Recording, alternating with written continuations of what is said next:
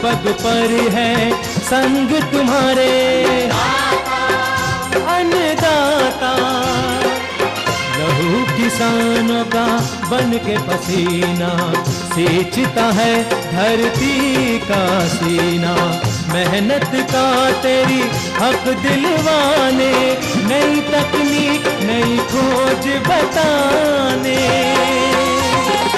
पशुधन को गुणवान बनाना, पौध सुरक्षा को सिखलाना, खेती के सब गुर समझाने, भारत का सरताज बनाने। आठों पहर है संग तुम्हारे। अन्नदाता अन्नदाता। नमस्कार, सूरज की पहली किरण के साथ अन्नदाता कार्यक्रम में मैं रीमा अपने प्रदेश के सभी किसान भाइयों का स्वागत करती हूं। आइए कार्यक्रम की शुरुआत से पहले जानते हैं क्या है आज के मुख्य अंश। मसूर की उन्नतशील प्रजातियां व बुआई विधि।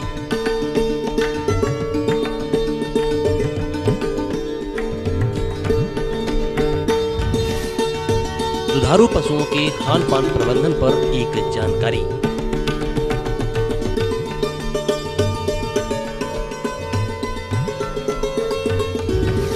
केले की फसल में समसामयिक प्रबंधन का।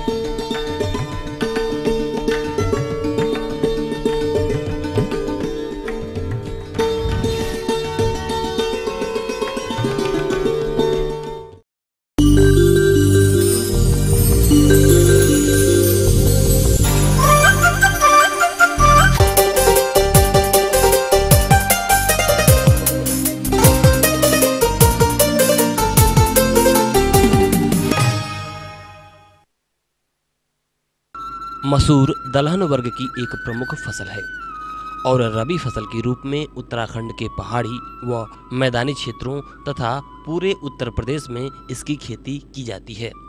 और इसकी खेती प्रायः जहां पर सिंचाई की सुविधा उपलब्ध नहीं होती है वहां पर बड़े क्षेत्रफल पर की जाती है। यदि आप अभी तक मसूर की बुआई संपन्न नहीं कर पाए हैं तो समय रहते उन्नत तकनीकी बिंदुओं को ध्यान में रखते हुए 20 नवंबर से पूर्व बुआई का कार्य अवश्य संपन्न कर लें।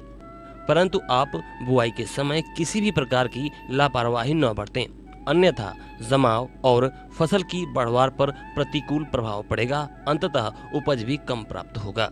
इसलिए बुआई करते समय आप किन किन वैज्ञानिक बिंदुओं पर ध्यान देंगे, आइए जानते हैं भारतीय दलहन अनुसंधान संस्थान कानपुर के डॉक्टर जितेंद्र कुमार से।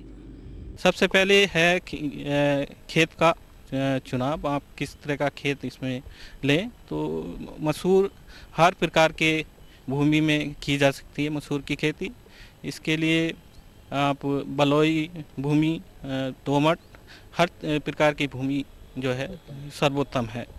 लेकिन जो अम्लीय भूमि है उनमें जो है मसूर की खेती नहीं ली जा सकती है। खरीफ में धान की फसल लेते हैं, उसके बाद जो है पड़ती रह जाती है।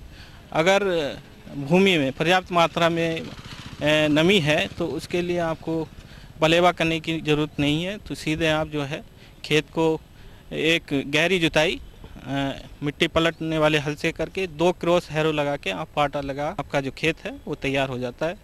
लेकिन अगर आपके भूमि आपके खेतों में नमी की पर्याप्त नमी नहीं है और नमी की मात्रा है, इसके लिए आप पलेवा करने की ज़रूरत है। तो इस बुआई से पहले आप जो है पलेवा कर दें।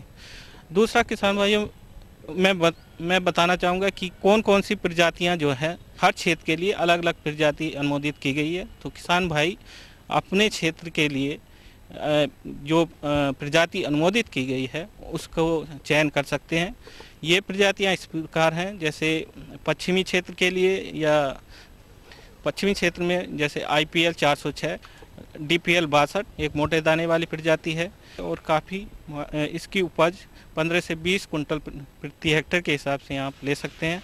दूसरा, मध्य क्षेत्र में जो है मोटे या मध्यम मोटे दाने वाली प्रजातियां जैसे IPL 81, JL 3 और हाल ही में भारतीय दलहन अनुसंधान द्वारा एक नई प्रजाति निकाली गई है IPL 316 जो मध्यम दाने वाली है और बुंदेलखंड और मध्य प्रदेश, छत्तीसगढ़ क्षेत्रों के लिए उपयुक्त है।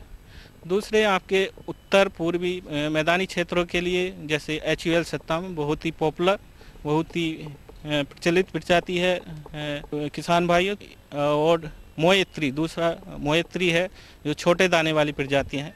इन प्रजातियों को आप उगा सकते हैं। तो मसूर के लिए जो बीज की मात्रा है वो छोटे दाने वाली जैसी प्रजाति हैं उसके लिए 30 से 40 किलोग्राम प्रति हेक्टेयर के हिसाब से आप बीज ले सकते हैं। दूसरा जो है जो बड़े दाने वाली या मोटे दाने वाली प्रजातियां हैं उसके लिए 50 से 60 किलोग्राम प्रति हेक्टेयर के हिसाब से आप बीज ले सकते हैं। इसके बाद आता है कि आप बीज आपके पास है उसको कैसे उपचारित करें।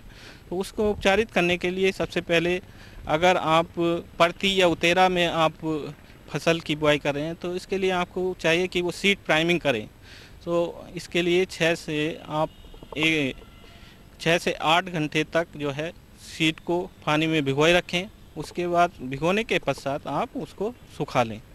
सुखाने के बाद आप उसको दूसरे जैसे फफूंदीनाशक और बीज जनित रोगों को रोकने के लिए आप जो है बेविस्टीन से आप जो है उपचारित कर सकते हैं। 2 से 3 घंटे बाद जो है थायोमेथोमैक्सिस 3 ग्राम प्रति किलो के हिसाब से आप उपचारित करने पे आपके जो ब्लाइट हैं जैसे रोगों से आपको रोकथाम बचाव मिल सकता है। दलहनी फसल होने की वजह से मसूर के 10 किलोग्राम बीज को राइजोबियम कल्चर के 250 ग्राम पैकेट से उपचारित करके बोना चाहिए तथा PSP कल्चर का प्रयोग भी अवश्य किया जाए। इसके प्रयोग से फास्फोरस की उपलब्धता बढ़ जाती है। किसान भाइयों, खाद की मात्रा के लिए आपको जो है जैसे कि खेत की तैयारी के समय 20 से 30 किलोग्राम जो है नाइट्रोजन प्रति हेक्टेयर के हिसाब से 40 से 50 किलोग्राम फास्फोरस और 50 से 60 किलोग्राम जो है पोटास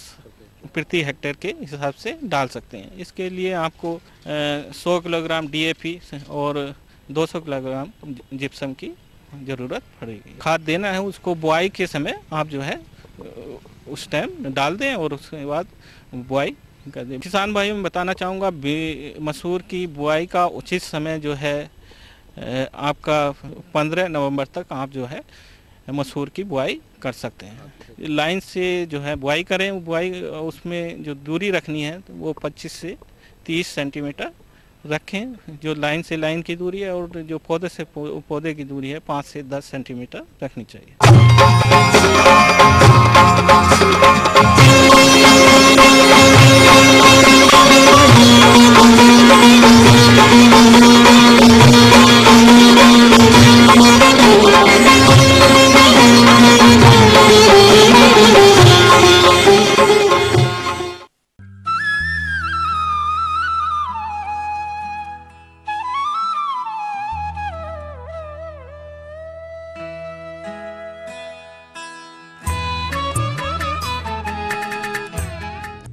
खेती और दुधारू पशुपालन किसान की 2 आंखें हैं। जैसे कोई घर गृहिणी के बिना अधूरा है, वैसे ही किसान की खेती पशुपालन के बिना अधूरी है।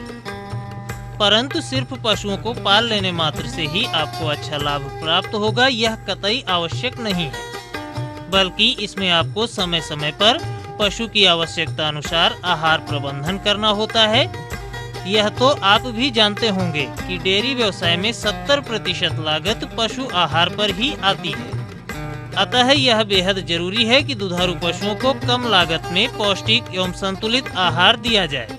इसी विषय पर विस्तार पूर्वक जानकारी एकत्र करने के लिए हमारे संवाददाता ने बात की गोविंद वल्लभ पंत कृषि एवं प्रौद्योगिकी विश्वविद्यालय पंतनगर के निदेशक संचार डॉक्टर वीर सिंह से, जो प्रस्तुत है इस अंश के माध्यम से।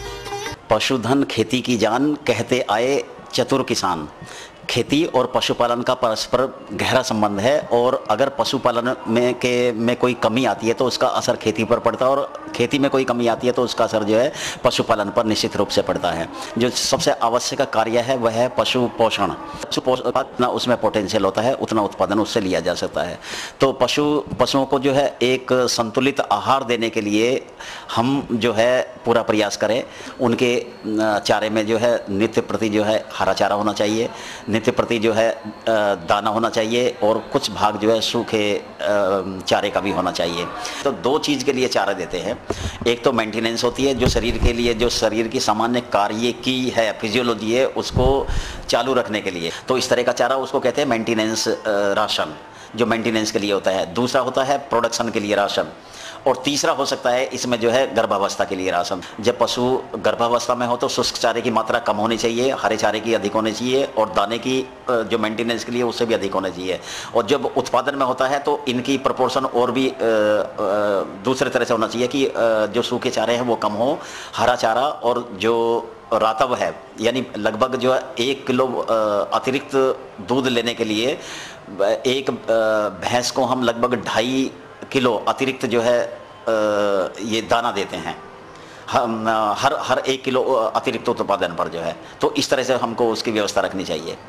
और ये हमको प्रयास करना चाहिए कि जो चारे दाने या पशुओं के आहार पर बहुत अधिक कीमत ना आए, और जो उनका उत्पादन है उससे उनकी कीमत कम रहे।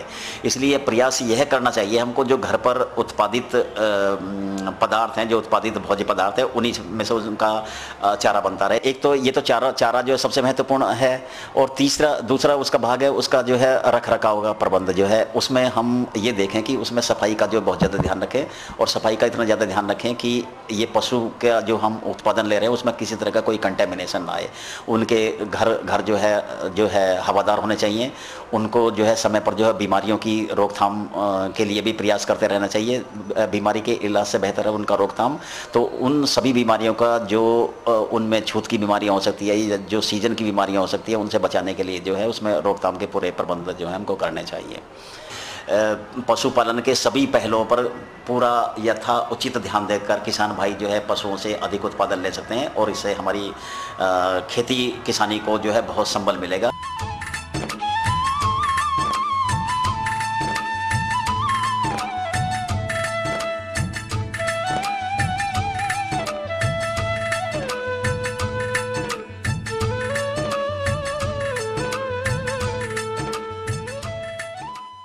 अभी और भी कई जानकारियां बाकी है, लेकिन इससे पहले लेते हैं एक छोटा सा विराम।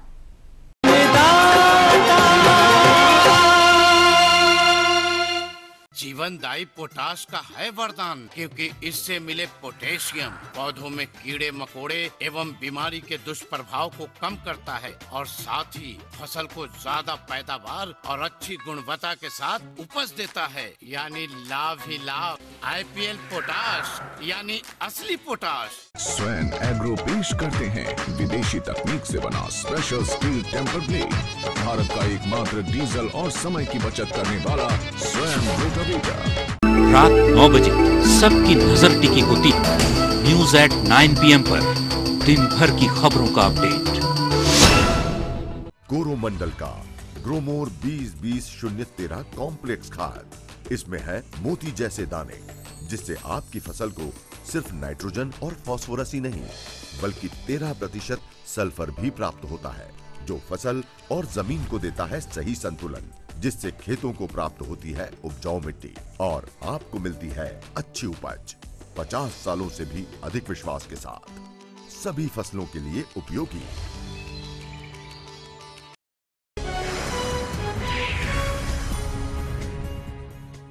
कोरोमंडल का ग्रोमोर 20-20-013 कॉम्प्लेक्स खाद, इसमें है मोती जैसे दाने, जिससे आपकी फसल को सिर्फ नाइट्रोजन और फास्फोरस ही नहीं बल्कि 13% सल्फर भी प्राप्त होता है, जो फसल और जमीन को देता है सही संतुलन, जिससे खेतों को प्राप्त होती है उपजाऊ मिट्टी और आपको मिलती है अच्छी उपज 50 सालों से भी अधिक विश्वास के साथ, सभी फसलों के लिए उपयोगी। रात 9 बजे सबकी नजर टिकी होती है न्यूज एट 9 PM पर, दिन भर की खबरों का अपडेट। कोरोमंडल का ग्रोमोर 20-20-013 कॉम्प्लेक्स खाद। इसमें है मोती जैसे दाने, जिससे आपकी फसल को सिर्फ नाइट्रोजन और फास्फोरस ही नहीं बल्कि 13% सल्फर भी प्राप्त होता है, जो फसल और जमीन को देता है सही संतुलन, जिससे खेतों को प्राप्त होती है उपजाऊ मिट्टी और आपको मिलती है अच्छी उपज। 50 सालों से भी अधिक विश्वास के साथ सभी फसलों के लिए उपयोगी।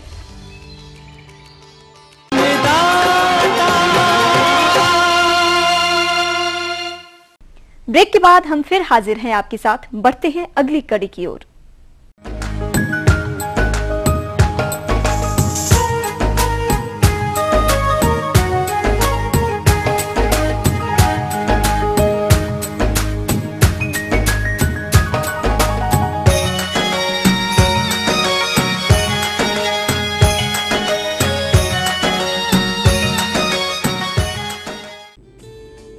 केला की खेती हमारे राज्य के मध्य क्षेत्र से लेकर तराई एवं पूर्वी उत्तर प्रदेश सहित उत्तराखंड राज्य के मैदानी क्षेत्रों में व्यापक पैमाने पर की जाती है। हमारे जिन किसान भाइयों ने जुलाई के अंत से लेकर अगस्त प्रथम सप्ताह में केले के पौध का रोपण किया होगा, उनके यहाँ यह फसल वानस्पतिक वृद्धि की 3 से 4 माह की अवस्था पर होगी और यह समय इन फसलों में विभिन्न शस्य कार्यों तथा फसल सुरक्षा उपायों को अपनाने का है।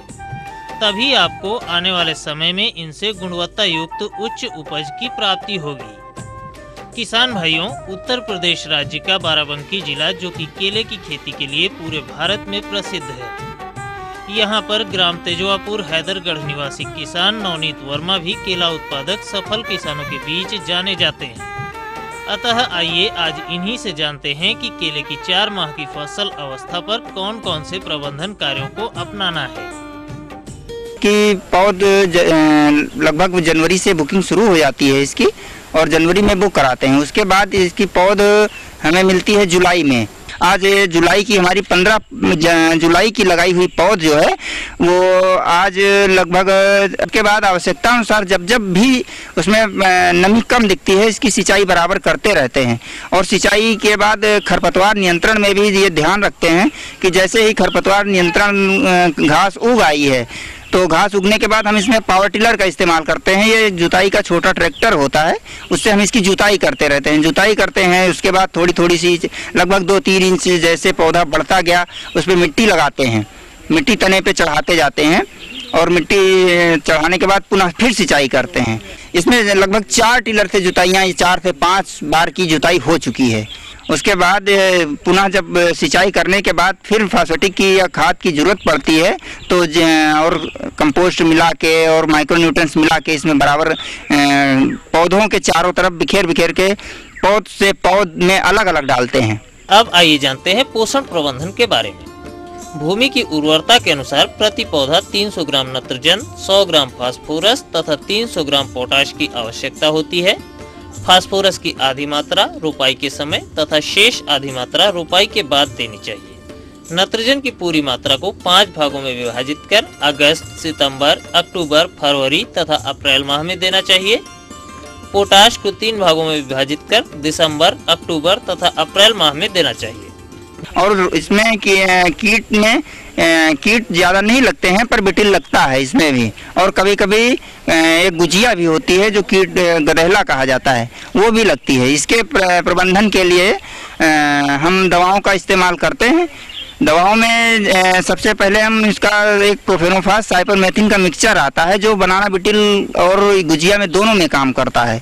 इसका हम 2 ml पर लीटर पानी में इसका घोल बना के इसका छिड़काव करते हैं। और साथ में एक इसमें स्टिकर सोल्यूशन भी होता है जो कि मिलाया जाता है। और ये हमेशा सिंचाई दवा का छिड़काव 3 बजे के बाद करते हैं। का जड़ व तना विवल इसके नियंत्रण के लिए कार्बोफ्यूरान अथवा फोरेट 10G दानेदार कीटनाशक को प्रति पौधा 25 ग्राम प्रयोग करना चाहिए। जहां तक इसमें लगने वाले रोगों की बात है तो इसमें पर्ण लांछन और एंथ्रेक्नोज रोगों का प्रकोप बहुतायत देखने को मिलता है। इनकी रोकथाम के लिए कोई भी ताम्रयुक्त रसायन जैसे कॉपर ऑक्सीक्लोराइड 0.3% का घोल बनाकर छिड़काव करना चाहिए। फसल सुरक्षा की दृष्टि से हम अपने प्लाटों में सीमेंट के पोल लगवा के बाढ़ की भी लगवा रखी है और इससे नीलगाय और जंगली जानवरों का बहुत ही आतंक है, जिसकी वजह से हमने बाड़ को लगवाना पड़ा और इसे लगाने से सुरक्षा रहती है थोड़ी सी।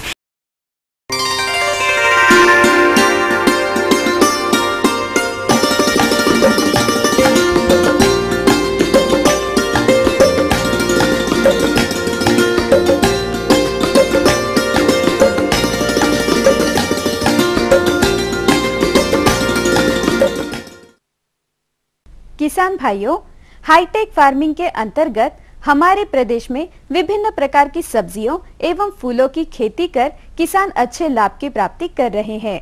यदि हाईटेक फार्मिंग के अंतर्गत जरबेरा फूल की बात करें तो हमारे राज्य के किसान भाई इसे अपनाकर अधिक लाभ कमा रहे हैं। इसी लाभ को देखते हुए बहुत से किसान भाई इसे अपनाना चाहते हैं, परंतु इसकी खेती की तकनीकी ज्ञान की सही जानकारी के अभाव में रोपण हेतु सही प्रजातियों तथा इसके रोपण के समय अपनाए जाने वाले प्रबंधनों पर कोई विशेष ध्यान नहीं देते हैं, जिससे उनको जरबेरा की खेती से कम एवं निम्न गुणवत्ता युक्त पुष्पों की प्राप्ति होती है। तो किसान भाइयों, जरबेरा की रोपाई करते समय किन किन वैज्ञानिक पहलुओं को अमल में लाया जाए, इस संबंध में विस्तृत जानकारी के लिए आइए मिलते हैं एक प्रगतिशील कृषक से और जानते हैं उनके अनुभवों को। तो अब मैंने सभी कृषि दर्शकों को ये बताना चाहता हूँ, मैंने जरबेरा की खेती करी हुई है। अब तो ये जरबेरा लगाने की सबसे पहले विधि आपको बताता हूँ। ये मिनिमम मेरा 3.5 बीघा का पॉली हाउस बना हुआ है। तो इसके आगे इसके अंदर मैंने 180 ट्रॉली मिट्टी डाली हुई है, जिससे बेड भी बन सकें। तो उसके बाद मैंने इसके अंदर 80 ट्रॉली गोबर, 200 कट्टे केंचुए की खाद और बायोजाम 3 कुंटल और फोरेट का इस्तेमाल किया है।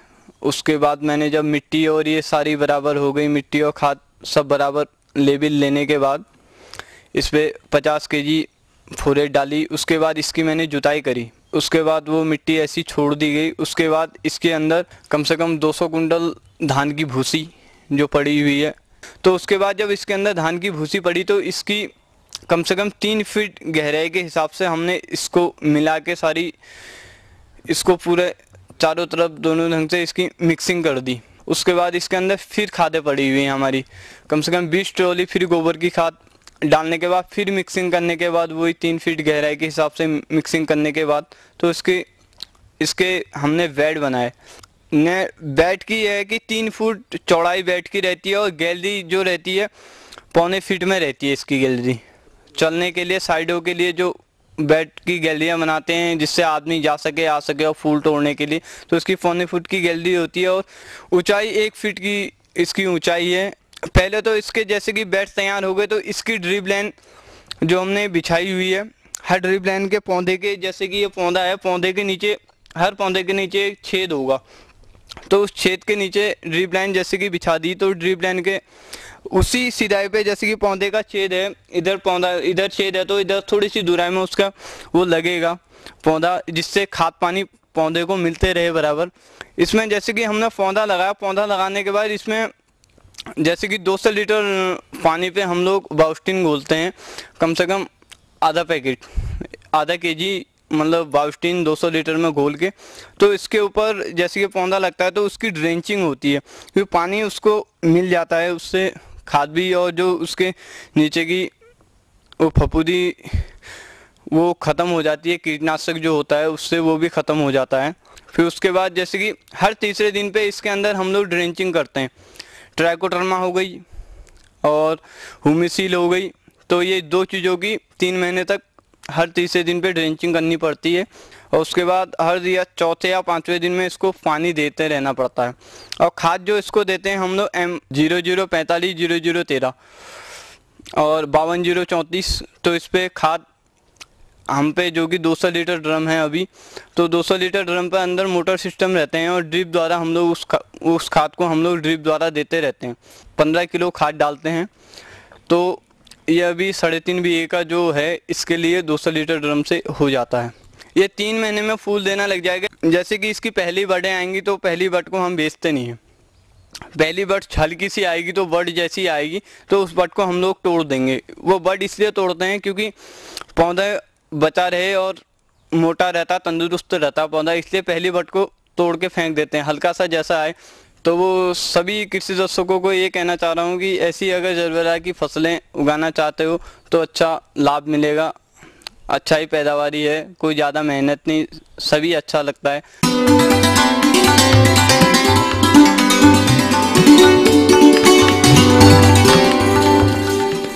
चलिए अब रुख करते हैं आपके द्वारा पूछे गए प्रश्नों के जवाबों की ओर।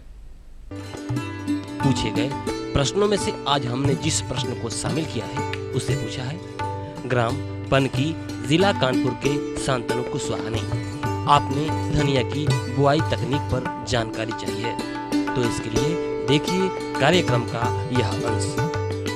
धनिया की खेती जो है दो मकसद से की जाती है, एक पत्ती के लिए और एक बीज के लिए। बीज के लिए जो होता है अक्टूबर के दूसरा और तीसरा सप्ताह से इसकी खेती शुरू करते हैं। ये फसल जो है हर तरह की मिट्टी में बढ़िया करती है, लेकिन ये जो है दोमट, बलुई दोमट मिट्टी जो है सबसे उपयुक्त है। जैसे खेत की तैयारी के संबंध आप लोगों को जानकारी होनी चाहिए, क्योंकि खेत की जितनी बढ़िया तैयारी होगी उतना ही बढ़िया जो है फसल भी अच्छी होगी। तो इसके लिए है कि एक बार मिट्टी पलटने वाले हल से खेत की जुताई कर लेते हैं। मिट्टी पलटने वाले हल से जुताई करने के तुरंत बाद उसमें जो है 100 क्विंटल जो है 100 गोबर की खाद मिले दीजिए। अगर वर्मी कंपोस्ट है तो 40 क्विंटल दीजिए, और 3-4 बार जो है देसी प्लाऊ से या कल्टीवेटर से जो है उससे जुताई करके खेत को भुरभुरा कर देते हैं। अब खेत की तैयारी हो गई, अब इसमें जो है उर्वरकों का प्रयोग है। तो इसमें आपको 200 केजी एसएसपी प्रति हेक्टेयर के हिसाब से जरूरत पड़ता है। 60 किलो जो है म्यूरेट ऑफ पोटाश। इसको जो है आप अंतिम जुताई के समय इसको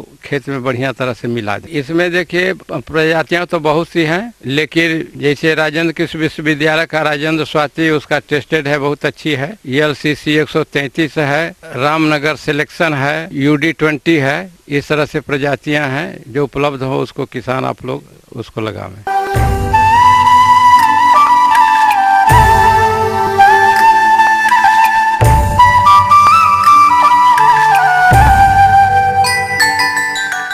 इसके बाद बीज इसके लिए जो होता है 12 से 18 किलो बीज जो है प्रति हेक्टेयर जो है काफी है। हल्का लकड़ी का हो या लोढ़ी टाइप का जो हो, उससे हल्का उसको दरर करके 2 पार्ट कर लीजिए। 2 पार्ट करने के बाद इसको जो है 12 से 14 घंटा जो है इसको पानी में फुला दीजिए। और बीज उपचार के लिए आप अगर बेविस्टिन का प्रयोग करते हैं तो 2 ग्राम प्रति किलो के हिसाब से उसको मिला के ही कर लीजिए। और अगर नहीं ट्राइकोडर्मा से करते हैं तो 4 ग्राम ट्राइकोडर्मा 1 किलो बीज के लिए उपयुक्त होता है। उसको मिला करके तो उसको कर लीजिए, और सुबह में जो है वो सूख जाएगा हल्का, तब इसके बाद आप बुआई कर दीजिए। अगर आप लाइन से लाइन की बुआई करते हैं, बीज के लिए अगर करते हैं 30 सेंटीमीटर लाइन से लाइन और 20 सेंटीमीटर जो है पौधे से पौधे की दूरी रखें। लाइन में अगर बुआई करते हैं तो आपको निकोनी वगैरह में सुविधा होती है। बुआई के 40 से 45 जो है उसमें जो है जैसे कि बीज अगर ज्यादा हो गया, घना हो गया है, तो डिस्टेंस मेंटेन करने के लिए उसको उखाड़ करके बकिया को बेच दीजिए। 20 सेंटीमीटर के दूरी जो है बना करके रखिए। इस तरह से आपको जो है धनिया की फसल अच्छी होगी,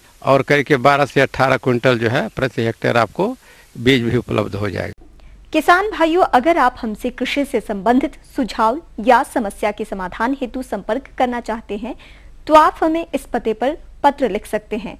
हमारा पता है प्रोड्यूसर अन्नदाता ETV Uttar Pradesh Uttarakhand, Ramoji film city Hyderabad 501512, या फिर मेल करें annadata.up@etv.co.in, या निःशुल्क फोन संपर्क सेवा 1800-425-4085 पर सोमवार से शनिवार शाम 5 बजे से शाम 6 बजे तक संपर्क करें। किसान भाइयों, आज के अन्नदाता में बस इतना ही। कल फिर हम हाजिर होंगे नई रोचक जानकारियों के साथ। तब तक के लिए अन्नदाता की पूरी टीम को इजाजत दीजिए। नमस्कार।